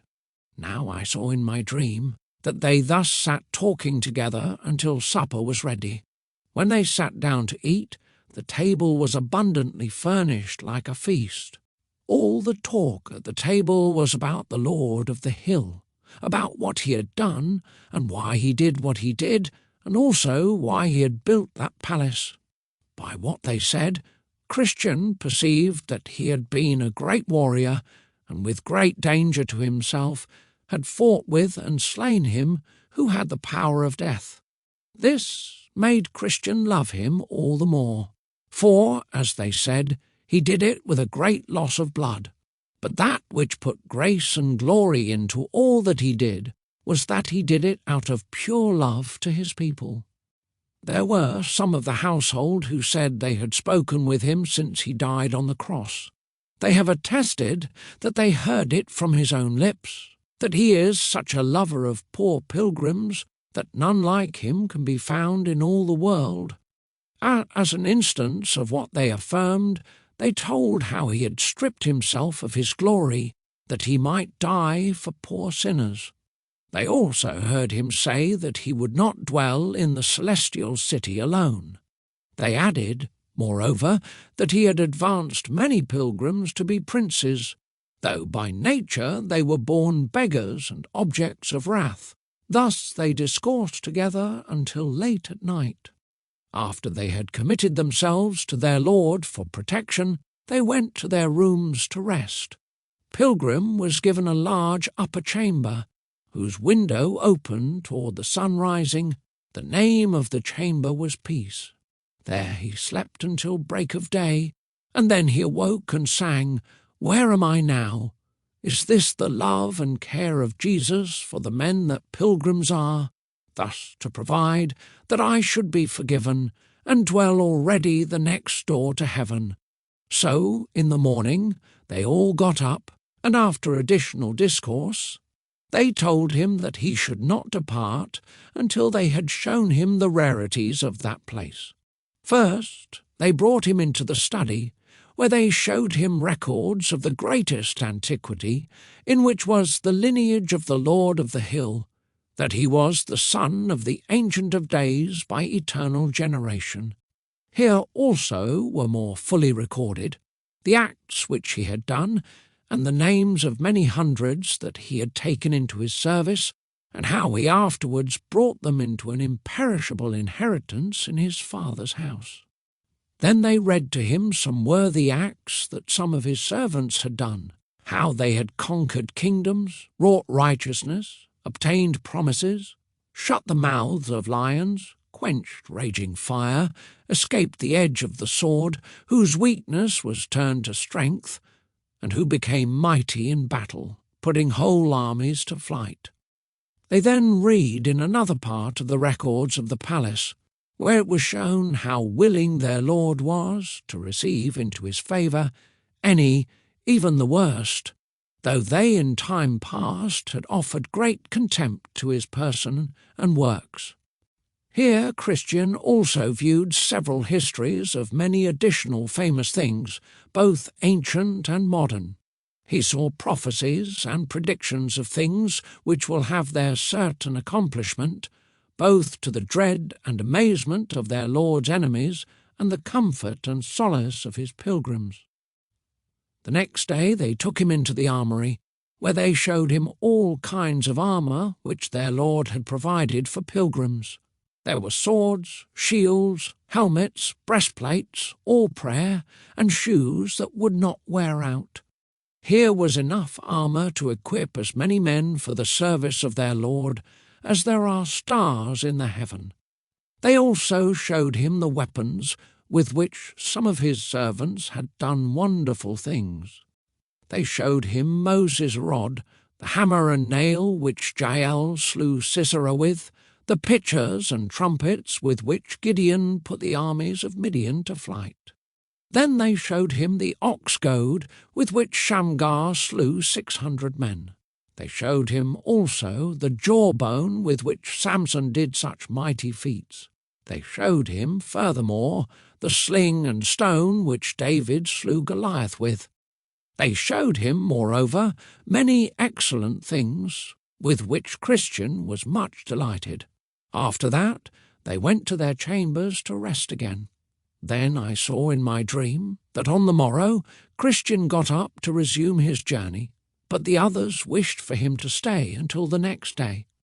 They said that they will, if the day is clear, show him the Delectable Mountains, which would further add to his comfort, as they were nearer his desired haven. So he consented and stayed. When the morning came, they took him up to the top of the palace and told him to look south. So he did, and behold, at a great distance, he saw a most pleasant mountainous country, beautified with woods, vineyards, fruits of all sorts, flowers, along with springs and fountains, all very delectable to feast one's eyes. Then he asked the name of the country. They said that it was Emmanuel's land, and it is common for all pilgrims to go there. When you arrive, said they, you may see to the gate of the celestial city, as the shepherds who live there will show you. Now, just before Christian was about to leave, they asked him to go again into the armoury. When they arrived, they equipped him from head to foot with armour, lest, perhaps, he would meet with assaults along the way. He being, therefore, thus attired, walked out with his friends to the door, and there he asked the porter if he had seen any pilgrims pass by. The porter answered, Yes. Christian, did you know him? Porter, I asked his name, and he told me it was Faithful. Christian, Oh, I know him. He is my townsman, my near neighbour. He comes from the place where I was born. How far do you think he may be ahead of me? Porter, by this time he is perhaps beyond the bottom of the hill. Christian, well, good porter, may the Lord be with you and increase your blessings for the kindness that you have shown to me. Then Christian began to go forward, but discretion, piety, charity, and prudence desired to accompany him down to the bottom of the hill. So they went on together, reminiscing their former discourses, until they came to the start of the descent down the hill. Then Christian said, As it was difficult coming up, so far as I can see, it is dangerous going down. Yes, said Prudence, so it is, for it is a hard matter for a man to go down into the Valley of Humiliation, as you are about to do, and not stumble along the way. Therefore, we have come to accompany you down the hill. So they began to go down, but very cautiously. Yet Christian still stumbled a time or two. Then I saw in my dream that these good companions, when they arrived at the bottom of the hill, gave Christian a loaf of bread, a bottle of wine, and a cluster of raisins. He then went on his way. Chapter 13. Battle with Apollyon. But now, in this Valley of Humiliation, poor Christian was grievously challenged. He had gone but a little way before he spotted a foul fiend coming over the field to contend with him. His name was Apollyon. Then Christian began to be afraid, and to deliberate whether to go back or to stand his ground, but he again reasoned that he had no armour for his back. He therefore thought that to turn his back to Apollyon might give the fiend the greater advantage to easily pierce him with his darts. Therefore Christian resolved to stand his ground, for he thought, "Had I no more in my mind than the saving of my life, it would be the best way to stand." So he went on, and Apollyon met him. Now the monster was hideous to behold. He was clothed with scales like a fish. He had wings like a dragon, feet like a bear. Out of his belly came fire and smoke, and his mouth was like the mouth of a lion. When he had come up to Christian, he looked upon him with an arrogant stare, and thus began to dispute with him. "Apollyon, where have you come from, and where are you going?" "Christian, I have come from the city of destruction, which is the place of all evil, and am going to the celestial city. Apollyon, by this I perceive that you are one of my subjects, for all that country is mine, and I am the prince of it. How is it, then, that you have run away from your monarch? Were it not that I hope you would return to my service, I would strike you down with one blow to the ground. Christian, I was born indeed in your dominions, but your service was hard, and your wages were such as a man could not live on, for the wages of sin is death. Apollyon, there is no prince who will thus lightly lose his subjects, nor will I lose you. But since you complain of your service and wages, be content to come back, and the best that our country can afford I promise to give you. Christian, but I have pledged myself to another, even to the king of princes. So how can I, with fairness, go back with you? Apollyon, you have gone from bad to worse. It is common for those who have professed themselves to be his servants, after a while to give him the slip, and return again to me. If you do so also, then all shall be well for you. Christian, I have sworn my allegiance to him. How, then, can I go back and not be hanged as a traitor? Apollyon, you did the same to me, and yet I am willing to overlook that, if now you will yet turn again and come back. Christian, what I promised to you was from my youthful foolishness. Besides, the king under whose banner I now stand is able to absolve me, yes, and to pardon my former compliance with you. Besides, destroying Apollyon, to speak the truth, I like his service, his wages, his servants, his government, his company, and his country better than yours. Therefore, cease trying to persuade me further. I am his servant, and I will follow him. Apollyon, consider again what you are likely to meet with along the way that you are now going. You know that, for the most part, his servants come to a wretched end because they are transgressors against me and my ways. How many of them have been put to shameful deaths? And besides, you count his service better than mine, but he never delivers any who serve him out of my hands. But as for me, how many times, as all the world very well knows, have I delivered those who have faithfully served me from him, either by power or fraud? Just so I will deliver you. Christian, his refraining to deliver his servants at present is on purpose to test their love, whether they will cleave to him to the end. You say that they will come to a wretched ending, but in fact it is most glorious. As for present deliverance, they do not much expect it, for they patiently wait for their triumph, and they shall have it when their king comes in his glory with all of his angels. Apollyon, You have already been unfaithful in your service to him, so why do you think that you will receive his wages? Christian, in what, O Apollyon, have I been unfaithful to him? Apollyon, you were discouraged at first setting out, when you were almost choked in the Swamp of Despond. You attempted wrong ways to be rid of your burden, whereas you should have waited until your king had taken it off. You sinfully slept and lost your scroll. At the sight of the lions you were almost persuaded to go back, and when you talked of your journey and of what you have heard and seen, you were secretly proud of all that you said and did. Christian, all this is true, and much more which you have left out. But the King whom I serve and honour is merciful and ready to forgive. Besides, I acquired these infirmities in your country, and I have groaned under them, been sorry for them, and have obtained pardon from my king." Then Apollyon broke out into a furious rage, saying, "I am an enemy to this king. I hate his person, his laws, and his people. I have come out on purpose to destroy you. Christian, Apollyon, beware what you do. I am on the king's highway, the way of holiness, therefore take heed." Then Apollyon straddled over the whole road and said, "I am not afraid. Prepare yourself to die. I swear by my infernal den that you shall go no further. Here I will spill your blood." And with that, Apollyon threw a flaming dart at his heart, but Christian had a shield in his hand, with which he caught the dart, and so prevented that danger.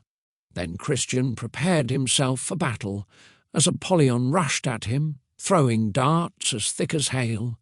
Yet notwithstanding all that Christian could do to avoid it, Apollyon wounded him in his head, his hand, and his foot. This made Christian slightly retreat. Apollyon therefore continued his furious attack. Christian again took courage and resisted as manfully as he could. This intense combat lasted for more than half a day, until Christian was nearly exhausted. For Christian, because of his wounds, was becoming weaker and weaker. Then Apollyon, seeing his opportunity, forced himself closer to Christian, and wrestling with him, gave him a dreadful fall, and with that Christian's sword flew out of his hand. Then Apollyon almost pressed him to death, so that Christian began to despair of life. Then Apollyon exclaimed, "I am sure of you now." But as God would have it, while Apollyon was fetching his last blow to make a full end of him, Christian nimbly stretched out his hand for his sword and grasped it, saying, "Do not gloat over me, O my enemy. Though I have fallen, I will again rise." And with that he gave Apollyon a deadly thrust, which made him fall back, as one who had received a mortal wound. Christian, perceiving that, rushed at him, saying, "In all these things we are more than conquerors, through him who loved us." And with that Apollyon spread his dragon wings and sped away, so that Christian saw him no more for a season. No man can imagine what yelling and hideous roaring Apollyon made during all this combat, and on the other side what sighs and groans burst from Christian's heart. He struggled fiercely until he perceived that he had wounded Apollyon with his two-edged sword. Then, indeed, he looked upward with thanksgiving. So when the battle was over, Christian said, "I will here give thanks to him who delivered me out of the mouth of the lion, to him who helped me against Apollyon." Then a hand came to him with some of the leaves of the tree of life, which Christian took and applied to the wounds which he had received in the battle, and was healed immediately. He also sat down to eat the bread, and to drink from the bottle which were given to him at the Palace Beautiful. So being refreshed, Christian continued his journey, with his sword drawn in his hand, for he thought, "I do not know but that some other enemy may be nearby." But he met with no other attack from Apollyon through the remainder of the valley. Chapter 14. The Valley of the Shadow of Death.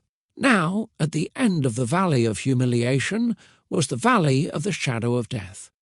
Christian needed to go through it, because it was the only way to the celestial city. Now this valley was a very solitary place.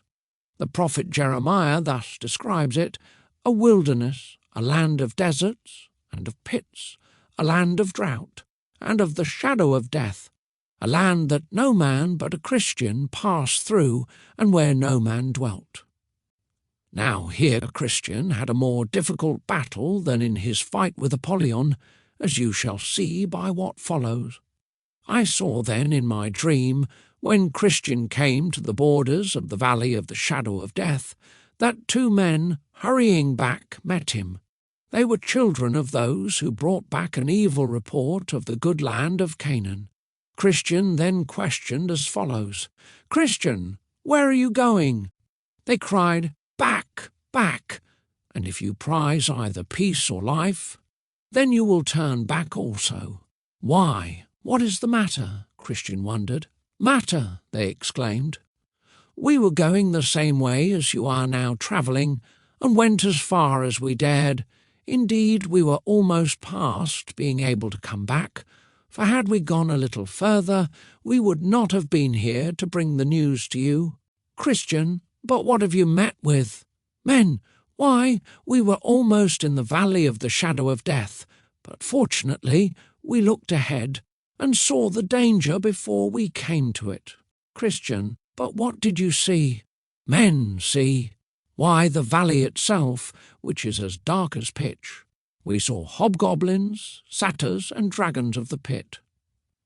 We also heard a continual howling and yelling, like people under unutterable misery, who sat bound in affliction and chains. And over that valley hangs the discouraging clouds of confusion. Death always spreads his wings over it. In a word, it is in every way dreadful and utterly chaotic. Christian, in spite of what you have said, yet this is the way to my desired haven. Men, though it is your way, we will certainly not choose it for ours." So they parted, and Christian went on his way, keeping his sword drawn in his hand, for fear that he should be assaulted. I then saw in my dream that as far as this valley stretched, there was a very deep ditch on the right hand. That is the ditch into which the blind have led the blind in all ages, and have both miserably perished there. Behold, on the left hand was a very dangerous quagmire, into which, if even a godly man falls, he can find no bottom for his foot to stand on.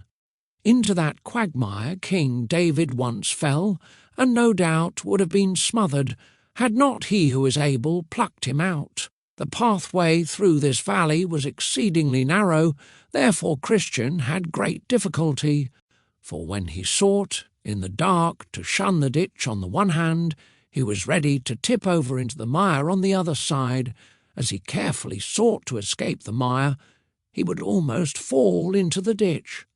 Thus he went on, sighing bitterly, for besides the dangers mentioned above, the pathway was so dark that often, when he lifted his foot to step forward, he did not know where, or upon what he would set it next. About the midst of this valley he saw the mouth of hell, which was very close to the narrow path. "Now," thought Christian, "what shall I do?" The flame and smoke would continually come out in such abundance, with sparks and hideous noises, things which Christian could not fight with his sword, as he did Apollyon before. Therefore he was forced to put his sword away, and take up another weapon, called all prayer. So he cried out, "O Lord, I beseech you, deliver my soul." Thus he went on for a great while, with the flames still reaching towards him. He also heard doleful voices, and rushings to and fro, so that sometimes he thought he would be torn in pieces, or trodden down like mire in the streets. This frightful sight was seen, and these dreadful noises were heard by him for several miles. Arriving at a place where he thought that he heard a company of fiends coming forward to meet him, he stopped and pondered what was best for him to do. Sometimes he had half a mind to go back, then again he thought he might be already halfway through the valley. He also remembered how he had already vanquished many dangers, and that the danger of going back might now be much more than for him to go forward. So he resolved to persevere on the dangerous path. Yet the fiends came nearer and nearer, and when they were almost upon him, he cried out with a most forceful voice, "I will walk in the strength of the Lord my God." With this the fiends retreated and came no further. It is important to note that now poor Christian was so bewildered that he did not know his own voice. Just when he had come near the mouth of the burning pit, one of the wicked ones snuck up stealthily behind him, whispering and suggesting many grievous blasphemies to him, which he thought had proceeded from his own mind. This tried Christian more than anything that he met with before, to think that he would now blaspheme him whom he loved so much. Yet, if he could have helped it, he would not have done it. But he had not the discretion either to stop his ears or to know from whence these blasphemies came. When Christian had travelled in this disconsolate condition for a considerable time, he thought that he heard the voice of a man somewhere ahead of him, saying, "Though I walk through the valley of the shadow of death, I will fear no evil, for you are with me." Then he was glad, and for these reasons: first, because he realized by this that someone who feared God was in this valley as well as himself. Secondly, he realized that God was with him in that dark and dismal state, though he could not perceive him. Thirdly, he hoped that he could overtake the person ahead of him and to have company soon. So Christian went on and called to the person ahead of him. But that person did not know what to answer, for he also thought that he was alone. By and by the day broke. Then Christian said, "He has turned the shadow of death into the morning." Morning having come, Christian looked back, not out of a desire to return, but to see, by the light of the day, what hazards he had gone through in the dark. So he saw more perfectly the ditch which was on the one hand, and the quagmire which was on the other side. He also realized how narrow the way was which lay between them both. Now he saw the hobgoblins, satyrs, and dragons of the pit, but all were afar off, for during the day they did not come near. Yet they were revealed to him. According to that which is written, he reveals the deep things of darkness and brings deep shadows into the light. Now Christian was much affected with his deliverance from all the dangers of his solitary way. These dangers, though he feared them more before, yet he saw them more clearly now, because the light of the day made them conspicuous to him. Walking now in the daylight was another mercy to Christian, for though the first part of the valley of the shadow of death was dangerous, yet this second part, which he had yet to travel, was, if possible, far more dangerous. From the place where he now stood, even to the end of the valley, the whole way was so full of snares, traps, snags, nets, pitfalls, and entanglements, that had it now been dark, as it was when he travelled the first part of the valley, though he had 1,000 lives, he still would have perished. But just now the sun was rising. Then Christian said, "His candle shines upon my head, and by his light I walk through darkness." In this light, therefore, he came to the end of the valley. Now I saw in my dream that at the end of this valley lay blood, bones, ashes, and mangled bodies of men, even of pilgrims who had previously gone this way. While I was pondering this, I spotted a cave a little ahead of Pilgrim, where 2 giants, Pope and Pagan, dwelt in olden times. By their power and tyranny, the men whose bones, blood, ashes, and mangled bodies which lay there had been cruelly put to death. But Christian went by this place without much danger, whereupon I was somewhat bewildered. I have learned since That pagan has been dead for a long time. As for Pope, though he is still alive, he is, by reason of old age, and also of the many defeats which he met with in his younger days, has grown so deranged in mind and stiff in his joints that he can now do little more than sit in his cave's mouth, glaring at pilgrims as they go by, and biting his nails because he cannot get at them. So I saw that Christian went on his way.